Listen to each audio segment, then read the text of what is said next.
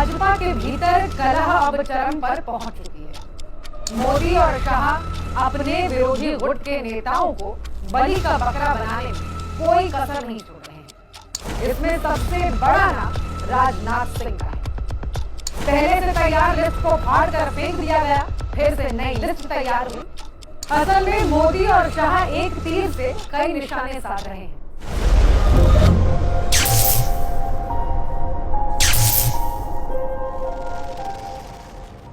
तो भाजपा के भीतर कलह अब चरम पर पहुंच चुकी है। मोदी और शाह अपने विरोधी गुट के नेताओं को बलि का बकरा बनाने में कोई कसर नहीं छोड़ रहे हैं। जो इन दोनों के भजन मंडली से जरा सा भी इधर उधर करता है, उसका राजनीतिक करियर खत्म करने की पूरी साजिश रची जा रही है। क्या आप ये सोच सकते हैं कि अमित शाह कभी गुजरात से विधानसभा चुनाव लड़ सकते हैं? अमित शाह तो छोड़ दीजिए, गुजरात के मनसुख मंडाविया को भी क्या कोई विधायकी का चुनाव लड़ने के लिए बोल सकता है? मगर कैलाश विजयवर्गीय और नरेंद्र तोमर जैसे राष्ट्रीय नेता विधायकी के चुनाव में अब धूल फांकने को मजबूर हैं। विजयवर्गीय ने तो ऑन कैमरा यह स्वीकार किया है कि उन्होंने ये सपने में भी नहीं सोचा था कि उनके साथ पार्टी कभी ऐसा करेगी। मगर क्या कहें, नितिन गडकरी के घर दावत क्या खाया, तोमर और विजयवर्गीय की तो जैसे किस्मत ही रूठ गई। अगले ही दिन शाह के सामने पहले पेशी हुई, फिर फटकार लगाई गई। तोमर और विजयवर्गीय ने गलती भी स्वीकार की, मगर शाह ने इनको ठिकाने लगाने का मन बना लिया। नितिन गडकरी के घर खाना खाने का नतीजा ये हुआ कि दोनों राष्ट्रीय नेता अब विधायकी के चुनाव में अपनी जमानत बचाने का जुगाड़ कर रहे हैं, लेकिन हार तो पक्की है। यही नहीं, नितिन गडकरी और संघ की तरफ झुकाव रखने वाले कई और बड़े नेताओं का करियर खत्म करने की योजना चल रही है। इसमें सबसे बड़ा नाम राजनाथ सिंह का है। बीते कुछ महीनों में नितिन गडकरी और राजनाथ सिंह की दोस्ती परवान पर चढ़ी है।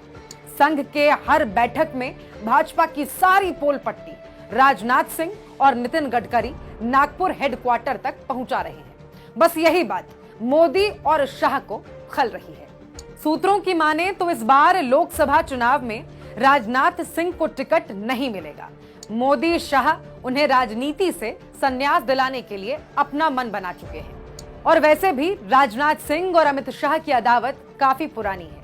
अब राजनाथ सिंह को भी लग रहा है कि भाजपा में ज्यादा दिन के मेहमान नहीं है। यही कारण है कि वो कई मौकों पर अब खुलकर खेल रहे हैं। सूत्र की माने तो साल 2022 में उत्तर प्रदेश में योगी सरकार के दोबारा बनने के बाद राजनाथ सिंह के बेटे पंकज का नाम मंत्री के लिए फाइनल हो गया था। सूची तैयार भी हो गई थी, मगर ऐन मौके पर अमित शाह के दखल के बाद उनका पत्ता कट गया।